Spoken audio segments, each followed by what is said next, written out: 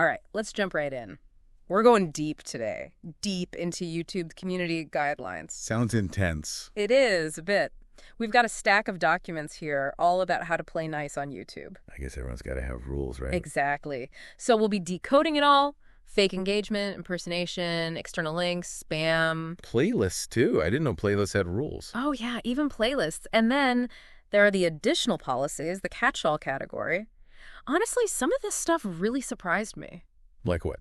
Well, for starters, did you know YouTube cares what you title your playlists? Interesting.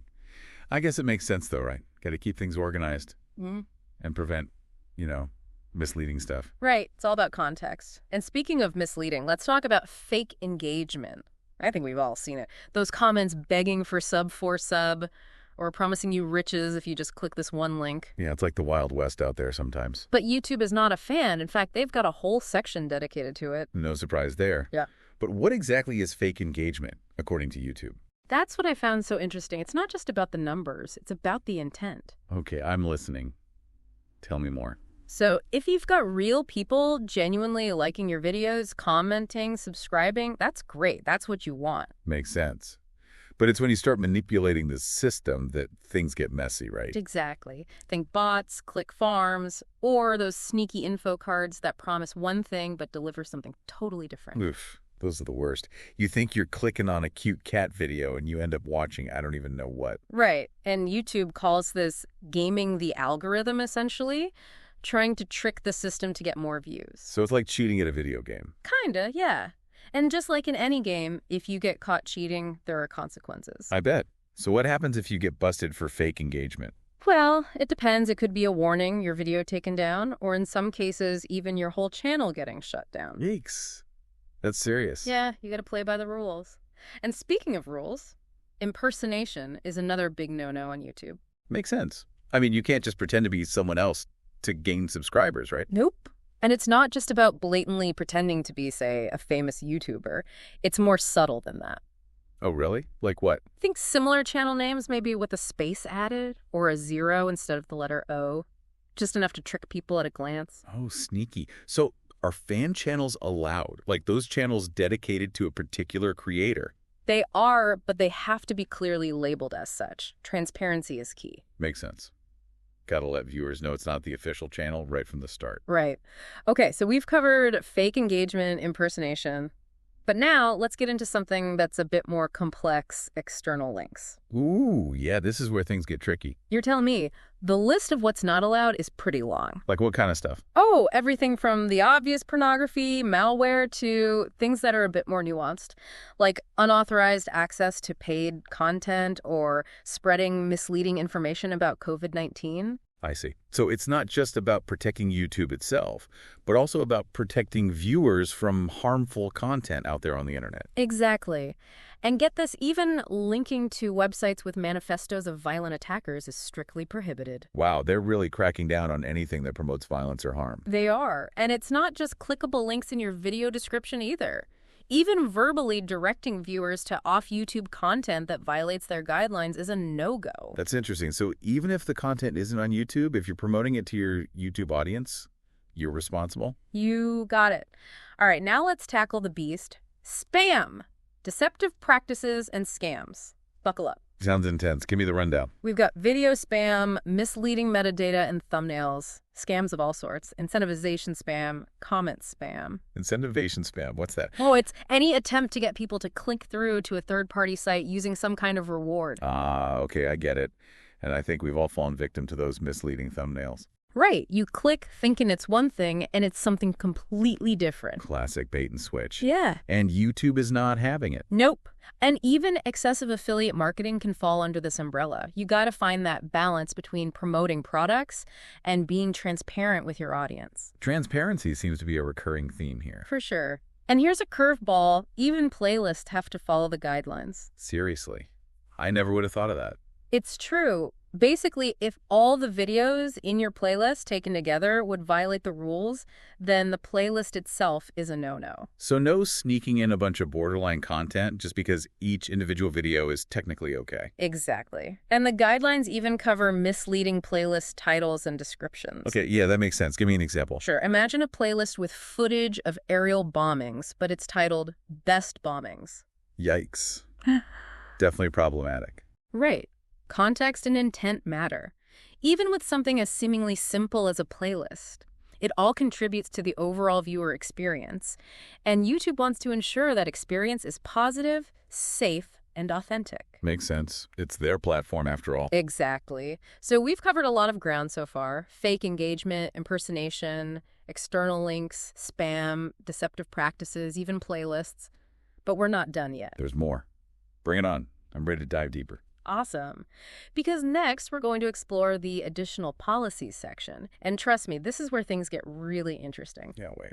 Okay, so we've talked about all these rules, but what happens if you actually break one? Right. What are the consequences? Yeah, does YouTube just give you a slap on the wrist? Oh, no. It's way more serious than that. They have a whole system in place. And it's not just a matter of, like, your video getting taken down, is it? Nope. Not that simple. So what happens? Well, for minor offenses, especially if it's your first time, you might just get a warning. A warning, huh? Okay, that doesn't sound too bad. Yeah, but here's the thing. If you violate the same policy again within 90 days, that warning turns into a strike. A strike, so it's kind of like a point system then. Exactly. And just like with a driving record, too many strikes can get you in real trouble. What happens after 3 strikes? I'm guessing it's not good. You guessed right. 3 strikes within 90 days, and your channel is terminated. Gone. Just like that. Yep. Wow, that's a lot to lose. It is. And there are certain violations that are just zero tolerance right from the start. Like what? Stuff that crosses the line into, like, child safety or hate speech. YouTube doesn't mess around with that. Makes sense. Those are serious issues. Absolutely. So we've talked about content removal, warnings, strikes, but what about the creators themselves? Like, what's the actual impact of getting penalized? I mean, for a lot of creators, YouTube is their livelihood, their passion, their income. But their connection to the world, too. Right. So imagine pouring your heart and soul into building this community. And then having it all taken away. Exactly. It can be devastating. Not just financially, but emotionally, too, I bet. Oh, absolutely. And then there's the reputational damage. Right. Having your name associated with a YouTube violation can make it hard to start over. Exactly. Even if you try to create a new channel, it can follow you. It's like a digital scarlet letter, almost. Yeah, kind of.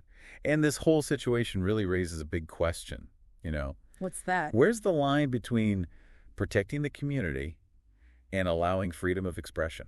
Ah, yeah, that's the big one, isn't it? It is.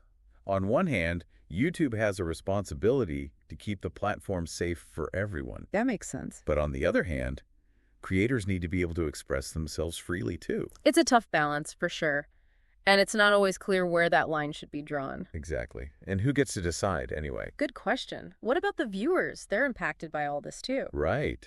If YouTube gets too restrictive, it could stifle creativity. And limit access to information, potentially. For sure. We could end up in an echo chamber where only certain perspectives are allowed. So what do we do? How do we find that sweet spot where everyone's protected, but creativity can still thrive? Well, I think transparency is key. Transparency from YouTube, you mean? Yeah. Clearer guidelines, more consistent enforcement, better communication with creators. So more dialogue between YouTube and creators. Absolutely. And maybe even involving viewers in the process somehow. That's an interesting idea. Get everyone involved. Right. It's a shared responsibility after all. This is giving me a lot to think about. What about you? Definitely. It's complex stuff. But I think we're just scratching the surface. You think so? Oh, yeah. There's so much more to explore. Well, then let's keep digging. We've been talking a lot about the rules, the guidelines, but I want to hear about the real-world impact. Creators who've actually been affected by these policies. Oh, yeah. There are tons of cases out there. Any that come to mind? Well, copyright strikes are a big one. Yeah, those can be a nightmare. They really can. Yeah. And it's so easy to get hit with one, even accidentally. I know. Like, you use a popular song in the background of your video thinking it's fine. And boom, you get a strike. Right. Video taken down, maybe even your channel suspended. Happened to a friend of mine. They were devastated. I bet. Especially for creators just starting out. They might not even realize they're breaking the rules. Right. Copyright law can be so complicated. It is.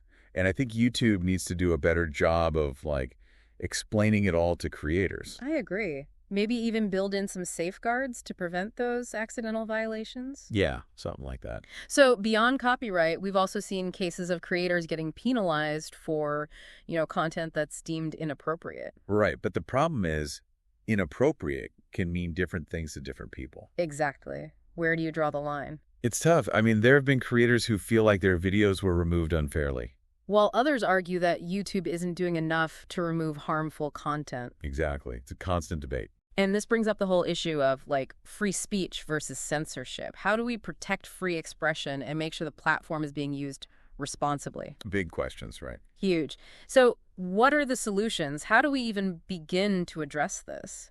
Well, I think transparency is a good place to start. Transparency from YouTube, you mean? Yeah. When a creator's content gets flagged, they should know exactly why. So more specific explanations. Right, and a clear appeals process. That makes sense. Give creators a chance to understand and maybe even challenge the decision. Exactly. Any other ideas? Some platforms are trying out community-based moderation, What's that? basically letting the users help flag and review content. Interesting. So like a crowdsourced approach. Kinda, yeah. Yeah. It's still in the early stages, but it could be a way to get a more diverse range of perspectives involved. I see. So it's not just relying on algorithms or a small team of people at YouTube. Right. What about AI? Everyone's talking about AI these days. Yeah. AI can definitely play a role, but it's not a magic bullet. Right. Algorithms can make mistakes. They can. So we need human oversight, too. It's got to be a combination of things. A multifaceted approach. I like that. So after all this deep dive into YouTube's community guidelines, what's the takeaway for our listeners? I think the main thing is these guidelines are important. They exist for a reason. To keep the platform safe and fair for everyone. Right. But they're also constantly evolving. And the conversation about how to strike that balance between freedom of expression and platform responsibility, it's ongoing. It is. And it's a conversation we all need to be part of. Exactly. Whether you're a creator or just a viewer, stay informed, stay engaged. The internet is for everyone. And it's up to all of us to shape what it becomes. Couldn't have said it better myself.